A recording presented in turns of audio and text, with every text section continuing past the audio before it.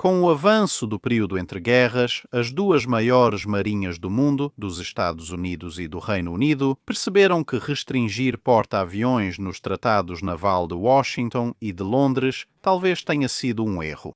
Washington havia estabelecido limites de tonelagem geral, tanto para o número total de porta-aviões, quanto para a tonelagem de cada porta-aviões individual, numa época em que a capacidade das aeronaves contra navios, em vez de apenas fazer reconhecimento, ainda estava em sua infância. Isso significava que só era possível construir poucos grandes porta-aviões de frota. O primeiro Tratado Naval de Londres havia fechado uma brecha que os japoneses tentaram explorar, na qual navios com menos de 10.000 toneladas projetados exclusivamente para operar aeronaves não eram originalmente classificados como algo sujeito a limitações. Agora você vai notar no vídeo a seguir que a Marinha Imperial Japonesa não é muito mencionada. Isso ocorre porque várias ideias que discutiremos já foram exploradas e até implementadas. Na Marinha Imperial Japonesa, seus esforços antes e no início da guerra estavam quase inteiramente focados em complementar sua principal frota de porta-aviões e capacidade de reconhecimento e, portanto, suas ideias merecem uma consideração separada em comparação com os papéis principalmente secundários dos navios que vamos analisar aqui. Com o passar do tempo, durante o período entre guerras e com a melhoria das capacidades das aeronaves, estava ficando claro que os aviões tinham muito mais utilidades, mas simplesmente não havia tonelagem suficiente para construir cascos suficientes para fornecer pistas de pouso suficientes para que essas aeronaves fossem usadas da maneira que as pessoas desejavam. Praticamente toda a tonelagem disponível era necessária para garantir a manutenção de um complemento completo de porta-aviões de frota, mas havia muitas outras necessidades que, na verdade, um porta-aviões poderia atender muito bem. Por exemplo, fornecer aeronaves para fazer reconhecimento bem à frente ou, independentemente da frota, realizar proteção ou ataque ao comércio, caçar submarinos, patrulhas anti-pirataria em tempos de paz, transporte de aeronaves para e de várias bases no exterior, treinamento de pilotos e reabastecimento de porta-aviões de frota que poderiam acabar com mais pilotos do que aeronaves após diversas ações. E todas essas necessidades simplesmente não podiam ser atendidas. Isso levou ao desenvolvimento de algumas linhas de pensamento diferentes. Uma delas era a ideia de um navio de guerra híbrido, tanto porta-aviões de batalha com deslocamento de encouraçado, quanto porta-aviões cruzadores, que são bem autoexplicativos e que poderiam fornecer convés de voo adicional. Mas essas ideias, na maioria das vezes, desapareceram tão rápido quanto surgiram. A oferta de amplas instalações para aeronaves diminuía bastante a capacidade dos navios de tonelagem limitada do período entre guerras para conseguir fornecer poder de fogo suficiente para competir em uma ação de superfície contra navios equipados apenas com canhões, e a natureza frágil e inflamável dos hangares de aeronaves representava um enorme risco em um tiroteio. Outra ideia era analisar vários navios que estavam atualmente em outras funções ou sendo planejados para elas, como transatlânticos e grandes cargueiros. Em sua maioria, alguns navios de guerra, especialmente os próximos ao fim da vida útil como combatentes de superfície, também eram considerados. A ideia era elaborar planos para converter rapidamente esses navios em porta-aviões auxiliares em tempos de guerra. Nos Estados Unidos, esses navios foram divididos em duas categorias. Porta-aviões leves seriam cascos que poderiam acompanhar pelo menos a frota e, idealmente, os porta-aviões principais, enquanto os porta-aviões de escolta seriam aqueles que não poderiam e, portanto, seriam úteis apenas para funções secundárias.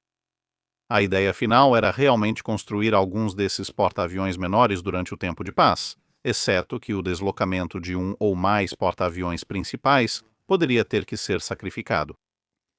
Em meados da década de 1930, embora a Marinha Real esperasse que, no caso de guerra, a frota doméstica, o comando costeiro e o uso do ASDIC conteriam invasores inimigos, tanto de superfície quanto submarinos, que poderiam tentar escapar para o Atlântico a partir da Alemanha, e da mesma forma, a frota do Mediterrâneo e várias forças baseadas em Gibraltar poderiam conter a Reger Mariner. Já havia um pouco mais de problema se tivessem que enfrentar a Marinha Imperial Japonesa. Essa marinha não poderia ser contida e assim poderia seguir para a Austrália, Nova Zelândia, para o Oceano Índico ou para qualquer outro lugar que os britânicos realmente não queriam que eles fossem. Além disso, navios e submarinos alemães ou italianos previamente posicionados poderiam operar além dos cordões projetados para conter essas frotas, caso esses navios e submarinos estivessem no exterior no momento em que a guerra fosse declarada. E assim surgiu o conceito do porta-aviões de proteção ao comércio, um projeto dedicado de cerca de 10.000 toneladas. Esse conceito inicialmente usou Hermes como base, apesar de as ideias terem evoluído entre guerras. O programa previa que um desses porta-aviões de proteção ao comércio fosse construído junto com cada porta-aviões da frota e possivelmente o programa poderia ser acelerado. Isso parecia ser possível em meados da década de 1930, já que era provável que, com o próximo segundo Tratado Naval de Londres, um limite para o tamanho e o armamento de navios individuais fosse mantido, mas as restrições de tonelagem total e, portanto, as restrições ao número total de navios que você poderia ter, provavelmente seriam deixadas de lado. No entanto, mesmo com o aumento do financiamento para o rearmamento, a partir de 1935 e 1936, ainda não era suficiente. Para modernizar a frota de batalha existente, renovar e atualizar a frota de batalha construindo novos navios e construir uma frota desses porta-aviões menores. Então, em vez disso, decidiu-se analisar a possibilidade do porta-aviões auxiliar. Esses seriam navios convertidos, selecionando navios mercantes específicos que eles achavam que poderiam ser adequados para esse propósito e preparando pelo menos esboços de planos de como poderiam ser convertidos. Mas até mesmo esse plano muito reduzido, que era basicamente um exercício burocrático, acabou sendo, em grande parte, engolido pelo outro trabalho que era necessário para atualizar a Marinha Real, e mesmo quando a guerra começou, a necessidade de que cada possível casco mercante fizesse seu trabalho normal, assim como as projeções de que as conversões maiores e mais ambiciosas, e portanto também as mais úteis, levariam pelo menos um ano para serem realizadas e absorvidas. Recursos que não estavam exatamente em abundância fizeram com que toda a ideia fosse abandonada. Inicialmente, as principais ameaças de superfície eram alguns grandes navios de guerra alemães, e a Kriegsmarine estava em grande parte, se não totalmente, contida no Mar do Norte. Embora os invasores como RAF Spee tenham sido neutralizados relativamente rápido e outros invasores fossem considerados melhor contidos usando grandes navios de guerra de superfície em patrulha, houve uma série de contratempos no departamento de porta-aviões. Sem porta-aviões menores, o uso de porta-aviões de frota para caçar submarinos causou vários quase acidentes graves, além da perda do HMS Courageous, em grande parte devido às exigências iniciais da guerra, ficando com uma escolta lamentavelmente pequena. A perda do Courageous e de sua irmã Glorious significou que a Marinha Real só tinha o Eagle, o Furious e o Ark Royal, em termos de grandes porta-aviões na primavera de 1940. A Illustrious havia sido comissionada, mas ainda levaria um tempo para ficar pronta, e o próximo casco, o Formidable, só seria comissionado no fim do ano. Quase ao mesmo tempo, a queda da Noruega, a campanha que custou a Glorious e depois a queda da França significaram que a ideia de um cordão anglo-francês contra ataques da Kriegsmarine foi descartada e o Mediterrâneo passou a demandar a maior atenção dos porta-aviões da frota. De qualquer forma, porque no Mar do Norte pelo menos era possível usar aviões baseados em terra, isso levou a uma série de medidas emergenciais provisórias. 5 navios, sob controle do almirantado, foram transformados em navios catapulta de caça, com um único Hawker Hurricane, na maioria das vezes já no fim da vida útil, instalado em uma catapulta e com foguetes presos a ele, sendo lançados aos céus. Se uma aeronave de patrulha alemã aparecesse, poderia atacar o comboio ou chamar submarinos U-boat. O piloto, muito corajoso, teria que subir nessa engenhoca e ser lançado por foguetes para, idealmente, abater ou pelo menos afastar a aeronave de patrulha inimiga.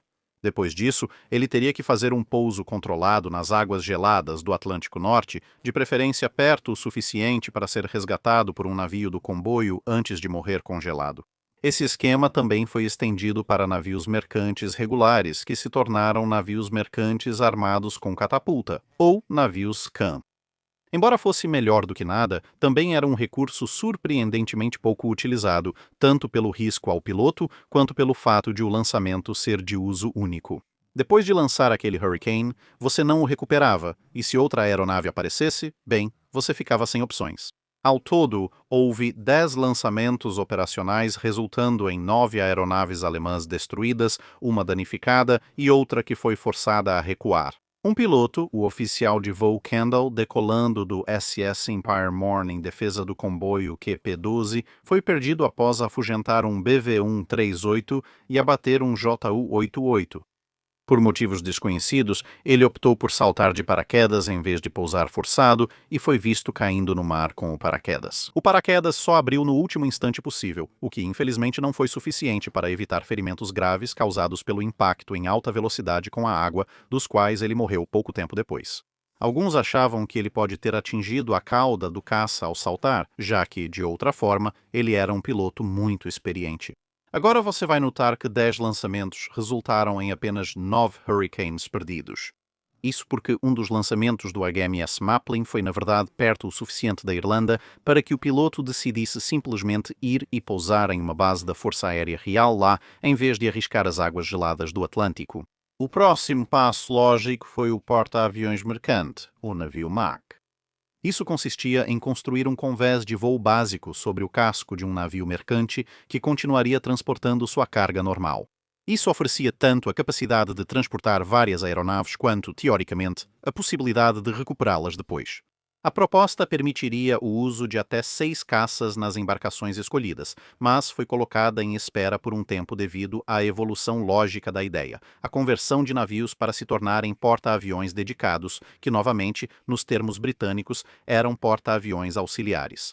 A ideia dos navios Mac, no entanto, ressurgiria mais adiante, desta vez com 4 aeronaves de guerra anti-submarino um pouco maiores em vez de caças, e seria implementada em uma variedade de navios, sendo os graneleiros mais populares, pois podiam facilmente usar um ou dois de seus porões de carga como hangares improvisados, enquanto os petroleiros convertidos em Mac não podiam fazer isso. E todas as aeronaves tinham que permanecer no convés em qualquer condição climática, e todas precisavam ser movidas para a frente quando uma aeronave lançada precisava pousar. O primeiro verdadeiro exemplo de porta-aviões auxiliar na Marinha Real surgiu com a conversão de um navio que, mesmo no início de 1941, já tinha uma história complicada. O navio de 11.000 toneladas em questão havia sido construído como um cargueiro de uso misto chamado Hannover, na Alemanha. No final da década de 1930, ela foi comissionada pouco antes da guerra, estava nas Índias Ocidentais quando ela começou e depois tentou atuar como navio bloqueador no ano seguinte. Mas ela foi interceptada pelo cruzador HMS Dunedin e pelo contratorpedeiro HMCS Assiniboine, acho que é assim que se pronuncia. Apesar de Hanover tentar se autodestruir, foi abordada, os incêndios apagados, as válvulas fechadas e tomada como prémio. Ela foi então renomeada brevemente para Sinbad, mas ao ser incorporada ao serviço pelo Ministério dos Transportes de Guerra, foi renomeada novamente para Empire Audacity e transformada em um navio de abordagem oceânica, ironicamente designado para parar e abordar outros navios que tentavam furar o bloqueio. Mas no início de 1941, ela foi incorporada ao serviço da Marinha Real e enviada para os estaleiros em Blyth, onde suas superestruturas foram reduzidas, um convés de voo foi instalado e ela voltou ao serviço. Em junho do mesmo ano, como HMS Imperial Audacity, que rapidamente foi abreviado para HMS Audacity, devido à natureza rápida e experimental da conversão, ela na verdade não tinha um hangar, então seu contingente teórico de até 8 caças Martlet tinha apenas a proteção duvidosa de um quebra-vento. Em pouco menos de 4 meses de serviço, ela conseguiu abater 7 Focke-Wulf 200 Condor e danificou o submarino U-131 o suficiente para forçá-lo a afundar, em troca da perda de 2 de seus caças.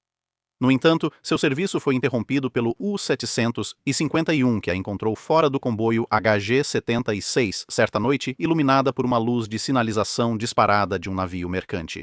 Ela logo ganhou fama entre os alemães, que tinham ordens para afundá-la. 3 torpedos rapidamente a enviaram para o fundo. No entanto, ela havia provado o conceito geral com uma grande e uma pequena ressalva. Ela tinha o convés nivelado, e a falta de visão para o seu capitão foi apontada como uma das principais razões para ela estar operando fora do comboio para evitar colisão. Esses e outros fatores levaram à decisão de que navios futuros precisariam de uma ilha, mesmo pequena, para operações de comando e controle. Essa era a principal ressalva. A ressalva menor era que um hangar seria muito mais preferível, tanto para facilitar as operações aéreas em geral, quanto para reduzir o desgaste das aeronaves no mar. Isso levou a duas novas frentes de trabalho para a Marinha Real. Outros navios mercantes em construção ou considerados úteis foram rapidamente listados para conversão, começando pelo Telemachus, um navio de transporte refrigerado que estava em construção na época e que seria convertido ainda nos estaleiros em um pequeno porta-aviões, recebendo o nome de HMS Activity. Este veio equipado com radar, uma ilha, oficinas e um pequeno hangar atendido por um único elevador, com um grupo aéreo misto de Swordfish e Martlet. O outro ramo do trabalho, dada a velocidade com que esses pequenos porta-aviões eram necessários e a natureza um tanto improvisada de converter navios existentes com especificações diferentes, foi encomendar vários deles dos Estados Unidos. Isso nos leva a analisar as ações da Marinha dos Estados Unidos até então. Agora, no período entre guerras, a Marinha dos Estados Unidos mantinha planos para o que chamava de XCVS, uma lista curta de navios mercantes que poderiam ser convertidos em porta-aviões em um prazo relativamente curto, mas a maioria desses planos estava focada em embarcações maiores e mais rápidas, como transatlânticos, que poderiam então ser transformados em análogos de porta-aviões de frota. Em certo momento, chegou-se até a considerar subsidiar a construção de um transatlântico que, por acaso, teria um convés de voo completo, ostensivamente para uso em tempos de paz por aviões de correio. E embora tenha sido considerada uma boa ideia na época, ela acabou sendo abandonada pelo fato de que custaria uma quantia enorme em subsídios. Para convencer as pessoas a mudar o layout de um transatlântico do método tradicional para um com apenas um enorme convés aberto no topo. Agora, embora às vezes a lista de navios XCV tenha focado mais em navios menores e mais lentos, o tema geral era um programa suplementar para a frota. Não muito diferente daquele que deu à Marinha Imperial Japonesa, o Gyu e o Junyo. Com o fim da década de 1930 e o início da Segunda Guerra Mundial na Europa, a Marinha dos Estados Unidos passou a analisar mais de perto ideias de conversão.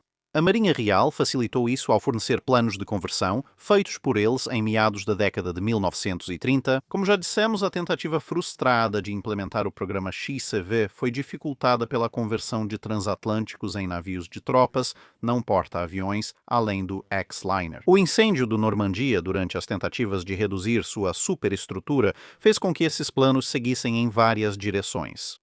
Uma das opções foi a conversão de vários cruzadores da classe Cleveland em porta-aviões leves da classe Independência, e outra foi um programa que acabaria resultando no porta-aviões de escolta, ou CVE. No início, porém, não era conhecido por esse nome. Inicialmente era chamado de APV, ou Navio de Escolta Especial. Diz-se que o programa dos Estados Unidos tem uma de duas origens, ou possivelmente uma combinação de ambas, dependendo do que você lê. Em outubro de 1940, o presidente Roosevelt encaminhou a ideia de um navio que teria uma velocidade de pelo menos 15 nós, deslocaria entre 6.000 e 8.000 toneladas e seria capaz de operar cerca de uma dúzia de aeronaves. Ou o helicóptero novinho em folha, bastante promissor, ou possivelmente autogiros, dependendo da sua fonte, ou algum tipo de aeronave de patrulha anti-submarino de decolagem e pouso curtos. Ao mesmo tempo, em outubro de 1940, o almirante Halsey, então no comando da Força de Porta-Aviões da Marinha dos Estados Unidos, propôs uma embarcação um pouco maior, com 600 pés de comprimento e capaz de pelo menos 19 nós. Ele acreditava que essa embarcação poderia ser usada para treinar novos pilotos, o que liberaria os porta-aviões da frota dessa função, permitindo que eles estivessem na linha de frente. Além disso, poderiam ser usadas para transportar aeronaves, tanto do território continental dos Estados Unidos para bases avançadas já existentes da Marinha dos Estados Unidos como Pearl Harbor, quanto dessas áreas para lugares mais distantes como as Filipinas, ou para outras bases que precisassem ser construídas rapidamente e abastecidas com aeronaves, novamente liberando os porta-aviões da frota dessa função. No final de 1940 já havia interesse britânico em adquirir pequenos porta-aviões dos Estados Unidos e assim, no início de 1941, não só foi proposto construir um protótipo, mas também considerar na seleção dos navios para conversão a disponibilidade de um navio irmão ou pelo menos uma embarcação semelhante que então poderia ser adquirida pelos britânicos. Um par de navios cargueiros do tipo C-3 movidos a diesel, o Mormac Mail e o Mormac Land, foram selecionados, e o projeto inicial parecia um pouco com meio porta-aviões, com um convés nivelado de 305 pés de comprimento para pousos, montado na popa até mais ou menos o meio do navio, e apenas uma catapulta à frente para lançamentos.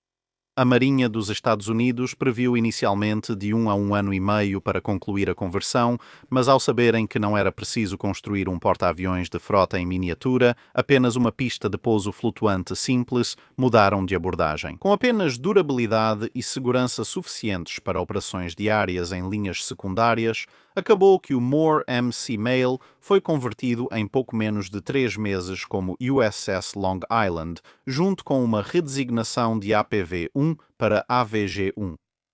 Inicialmente, seu convés de voo tinha, na verdade, 362 pés de comprimento quando concluído, pois se estendia da popa até um pouco acima da casa do piloto, que permaneceu de sua época como cargueiro.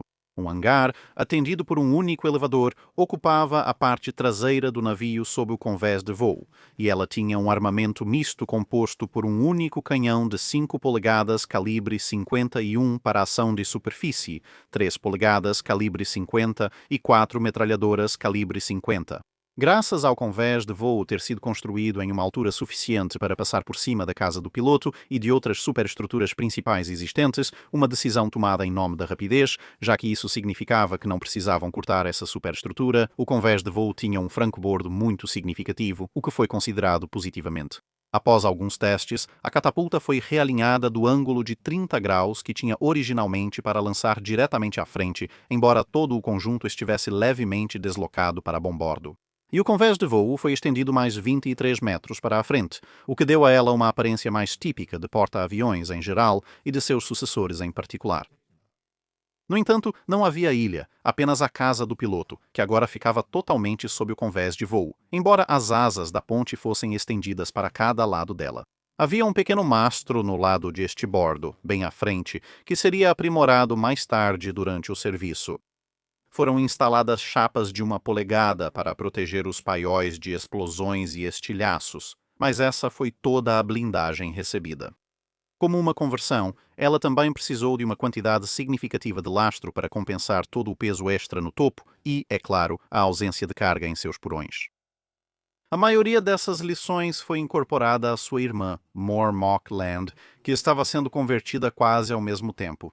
Ela seria incorporada à Marinha Real como HMS Archer. Os pedidos da Marinha Real por porta-aviões menores dos estaleiros americanos demoraram um pouco para serem definidos. No início, os pedidos eram simplesmente por conversões no estilo Audacity. Depois, passaram para um navio, com um pequeno hangar e um elevador, mas um elevador tão pequeno que não conseguia acomodar caças de asa fixa como os primeiros Wildcat Martlet. Mas a Marinha dos Estados Unidos rejeitou essas ideias, afirmando que a própria conversão planejada deles, baseada no casco C-3, seria muito superior. E o Long Island, assim como os navios BAVG subsequentes, ou navios AVG britânicos, começando pelo Archer, acabaram provando o ponto deles. Esses navios eram capazes de operar de 15 a 20 aeronaves e podiam mantê-las todas bem protegidas e secas no hangar. Os navios subsequentes desse pequeno programa, o Avenger, Biter, Dasher e Charger, rapidamente resolveram vários outros pontos de design. O Avenger tinha um mastro muito mais robusto no lado dianteiro de estibordo e os navios seguintes, começando pelo Biter, tinham uma pequena ilha. O Charger acabou sendo mantido pela Marinha dos Estados Unidos para estudo e uso como navio de treinamento. O próximo navio dessa sequência, HMS Tracker, deixou de usar propulsão a diesel, que havia se mostrado um tanto problemática, pelo menos na versão que estava sendo usada nesses cascos do tipo C3, mas que havia sido escolhida porque era mais fácil direcionar os gases de escape para fora, passando a adotar um projeto mais comum de turbina a vapor. E isso formou a base para um conjunto de 22 navios que foram convertidos a partir de cascos do tipo C3 já completos ou quase completos, com convés de voo mais largo do que seus predecessores, além, é claro, de uma ilha. Esses navios seriam divididos igualmente entre a Marinha dos Estados Unidos e a Marinha Real, tornando-se a classe Bogue na Marinha dos Estados Unidos e a classe Attacker na Marinha Real. Outros 23 navios, chamados de classe Ruler, seriam construídos para a Marinha Real seguindo basicamente o mesmo padrão, mas seriam construídos do zero como porta-aviões de escolta, usando o casco C3, em vez de pegar navios já completos ou quase completos e desmontá-los novamente. O design um pouco mais eficiente permitia que os navios aumentassem seu grupo aéreo para quase 2 dezenas, mais ou menos. A classe de casco também apresentava hangares substancialmente mais longos do que o Long Island e seus quase-irmãos, já que não havia uma superestrutura existente para atrapalhar. Qualquer uma que estivesse presente foi removida nesses casos. E isso significava que também havia 2 elevadores, um em cada extremidade do hangar, permitindo uma operação de aeronaves muito mais rápida e eficiente. Por volta dessa época, a designação AVG foi alterada para CVE. E essa designação também foi aplicada retroativamente aos navios já existentes. Enquanto tudo isso acontecia, a Marinha dos Estados Unidos também converteu 4 cascos de navios-tanque do tipo T-3 em porta-aviões de escolta da classe Sangamon. Esses eram considerados navios um pouco melhores, já que a maquinaria posicionada à ré de um Euler facilitava muito mais a organização do hangar do que a maquinaria centralizada no casco do tipo C-3. O casco T-3 também era um pouco mais longo, o que obviamente resultava em um convés de voo e um hangar mais longos, e o convés principal, onde ficava o hangar em um Euler, era plano. No casco C3, a inclinação e curvatura eram significativas, exigindo rápida adaptação dos bogies e derivados. Ter vários guinchos e cabos instalados no hangar para permitir que as aeronaves fossem movidas facilmente e, em condições adversas, era só prender tudo e torcer para que nada se deslocasse. Porém, a escassez crítica de navios petroleiros para a Marinha dos Estados Unidos impedia a disponibilidade de mais Sangamons em breve. Com um total de 54 cascos construídos, concluindo com o HMS Reaper, parecia que o programa de porta-aviões de escolta poderia terminar agora, exceto pelo fato de que alguns acreditavam que ainda eram necessários mais porta-aviões, tanto para a guerra anti-submarino quanto para tarefas mais gerais. E tudo isso combinado com Henry J. Kaiser aparecendo com um plano para produzir em massa entre 50 e 100 porta-aviões de escolta, com um projeto totalmente novo. Esses navios seriam projetados como porta-aviões de escolta desde a quilha e, como resultado, eram muito mais eficientes. A classe Casablanca usava hélices duplas e maquinário distribuído para maior sobrevivência. E, em um casco menor do que qualquer uma das 2 classes anteriores, conseguiram instalar um hangar mais longo do que o encontrado tanto nos bogies quanto nos Sangamons, além de um convés de voo mais longo do que o dos bogies.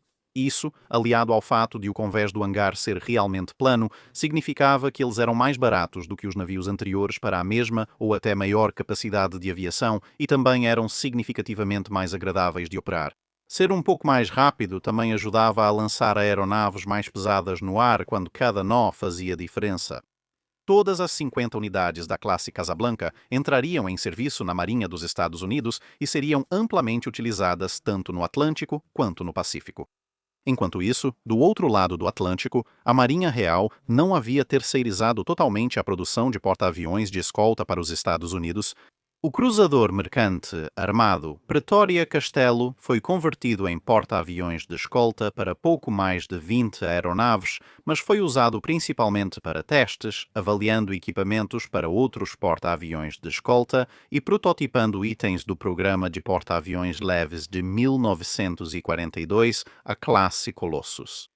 Isso incluía seu elevador, ou lift no jargão britânico, que com modificações relativamente mínimas se tornaria o mesmo utilizado nos porta-aviões leves iniciais.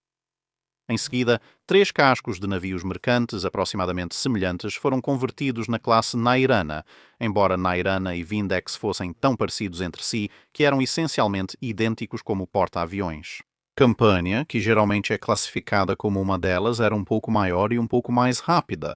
Os 3 navios tinham cascos rebitados, considerados melhores pela Marinha Real para comboios no Ártico, já que cascos soldados enfrentavam problemas no frio extremo. Por isso, passaram a maior parte da guerra nessa região. Eles tinham só um elevador, o que dificultava a movimentação das aeronaves. Mas isso, de certa forma, era compensado por um conjunto extremamente abrangente e avançado de radares e eletrônicos, incluindo uma sala de operações extensa, ou CIC no termo americano, que permitia aos navios coordenar e guiar tanto a defesa de caças contra ataques aéreos inimigos, quanto os esforços de busca e ataque anti-submarino. Tudo isso ocorria simultaneamente. Algo notável para pequenos porta-aviões de escolta, que ainda contavam com um avançado sistema de localização para facilitar o retorno das aeronaves. Mesmo em noites completamente escuras ou em condições de nevasca, ambas bastante relevantes nas rotas dos comboios do Ártico. Aliados a um forte conjunto antiaéreo, tornaram-se muito populares nos comboios do Ártico, onde os navios mercantes enfrentavam talvez as maiores ameaças da Segunda Guerra Mundial, podendo ser atacados por submarinos, aeronaves ou invasores de superfície simultaneamente. Embora essa combinação também existisse no Mediterrâneo, ali os comboios para Malta contavam com o apoio de grandes unidades da frota, incluindo porta-aviões. Enquanto que no extremo norte, uma vez que passavam de certo ponto, os porta-aviões de escolta eram frequentemente praticamente tudo o que havia em termos de apoio aéreo. Na mesma época em que o programa da classe Casablanca começava nos Estados Unidos, a Marinha Real Britânica revisava o programa de porta-aviões mercantes. Como dissemos antes, petroleiros e graneleiros foram escolhidos e agora estavam sendo rapidamente convertidos. Um total de 19 navios passou pela conversão e eles geralmente transportavam de 3 a 4 Swordfish, já que os navios eram menores e mais lentos do que os porta-aviões de escolta, que normalmente levavam caças, além de aviões de patrulha anti-submarino e de busca e ataque. E claro, os porta-aviões de escolta também podiam transportar aeronaves maiores e mais capazes em geral. No entanto, o MAX ajudou significativamente na escolta de comboios. Apesar de os U-boats já estarem em desvantagem quando o MAX entrou em serviço, eles tinham apenas uma função, diferente dos vários papéis exigidos dos porta-aviões de escolta. Assim, quase todos os comboios podiam navegar com um MAC, que podia ser a única cobertura aérea constante ou complementar um porta-aviões de escolta completo no comboio. Mas isso permitiu que os porta-aviões de escolta também fossem usados em grupos de caça independentes dos comboios, o que se mostrou bastante eficaz. De qualquer forma, a cobertura aérea constante fornecida pelos pequenos navios mercantes convertidos foi muito útil para minimizar as perdas. A experiência de guerra e de projeto culminaria na classe final de porta-aviões de escolta, a classe americana Commencement Bay. Esses, como os Casablanca, eram porta-aviões construídos do zero e buscavam reunir o melhor das classes anteriores. O fato de serem projetos construídos do zero, como os Casablanca, foi combinado com o tipo geral de casco de um petroleiro T3, já que o fornecimento de navios-tanque para a Marinha dos Estados Unidos era um problema um pouco menor do meio para o final de 1943, e eles tinham arranjos de maquinário no estilo dos petroleiros como os Sangamon. Assim, esses navios eram rápidos para porta-aviões de escolta, alcançando cerca de 19 nós. Com uma bateria antiaérea robusta composta por 2 canhões de 5 polegadas e mais de 50 armas antiaéreas leves e médias, com canhões Bofors de 40 mm e Oerlikons de 20 mm, podiam transportar quase 30 aeronaves devido ao casco grande e ao projeto sob medida. Embora 35 navios tenham sido planejados, 16 foram cancelados, pois o fim da guerra com o Japão tornou desnecessária a construção de novos porta-aviões de escolta. Os últimos 4 navios que já estavam em construção, além de outros 12 que estavam planejados mas ainda não tinham sido iniciados, tiveram suas construções ordenadas a serem interrompidas. E outros 2, o Tinian e o Rabaul, seriam concluídos mas nunca entraram em serviço ativo. Em vez disso, foram enviados diretamente para a frota de reserva. Apenas 5 dos navios do tipo Commencement Bay seriam concluídos a tempo de ver qualquer serviço ativo na Segunda Guerra Mundial. Com eles, terminou a era dos porta-aviões de escolta. A maioria desses navios seria logo descomissionada. Após o fim da guerra, muitos foram devolvidos ao serviço civil como navios mercantes, por serem os mais novos e mais capazes. Navios da classe Commencement Bay foram usados para treinamento, transporte, funções de assalto com helicópteros e guerra anti-submarino. Mas os novos jatos, mais pesados, eram grandes demais para eles e, em pouco tempo, até mesmo a próxima geração pós-guerra de aeronaves de guerra anti-submarino começou a enfrentar os mesmos problemas. No final da década de 1950, a própria classe Essex, agora um pouco pequena demais para as aeronaves de ponta mais modernas, estava substituindo esses navios em praticamente todas essas funções. Assim, os últimos porta-aviões de escolta da Segunda Guerra Mundial saíram de cena, embora alguns ainda ficassem nas frotas de reserva até os anos 1970. Durante a Segunda Guerra Mundial, esses navios alcançaram grandes conquistas, apesar de terem sido projetados apenas para transporte de aeronaves e escolta anti-submarino. Eles frequentemente acabavam na linha de frente, nem sempre de forma voluntária, é verdade, mas ajudaram a atacar alvos inimigos importantes, como o couraçado Tirpitz. Eles atuaram em grandes operações de assalto, como a Operação Tocha, apoiando todos os tipos de desembarque com suporte aéreo direto às tropas terrestres. enquanto os grandes porta-aviões davam cobertura aérea ou atacavam bases inimigas, principalmente na campanha do Pacífico. Eles enviavam novas aeronaves aos porta-aviões, permitindo que os maiores ficassem na linha de frente. Esse foi um papel especialmente valioso com a frota britânica do Pacífico, apesar do apelido de combustíveis, vulneráveis e descartáveis, dado por suas tripulações. Apesar da pouca blindagem e proteção, além do risco de incêndio na aviação, as perdas de combustível nos porta-aviões de escolta foram surpreendentemente baixas. Apenas 3 porta-aviões de escolta britânicos foram perdidos. Os 2 primeiros, Audacity e Avenger, foram ambos afundados por U-boats e outro porta-aviões de escolta dos primeiros modelos. O Dasher explodiu a caminho de volta ao porto. Esse destino reduziu o combustível de aviação nos porta-aviões de escolta e aumentou a atenção à integridade dos tanques restantes. 6 porta-aviões de escolta dos Estados Unidos foram perdidos. Block Island e Liscombe Bay foram torpedeados por submarinos alemão e japonês, respectivamente.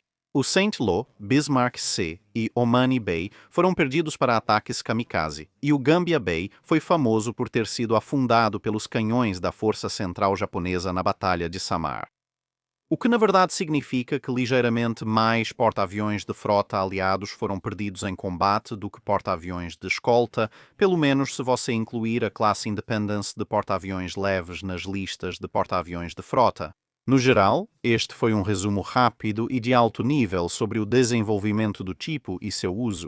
É isso para este vídeo. Obrigado por assistir. Se tiver comentários ou sugestões de navios para analisarmos, deixe nos comentários abaixo. Comente no post fixado para dúvidas sobre o dique seco.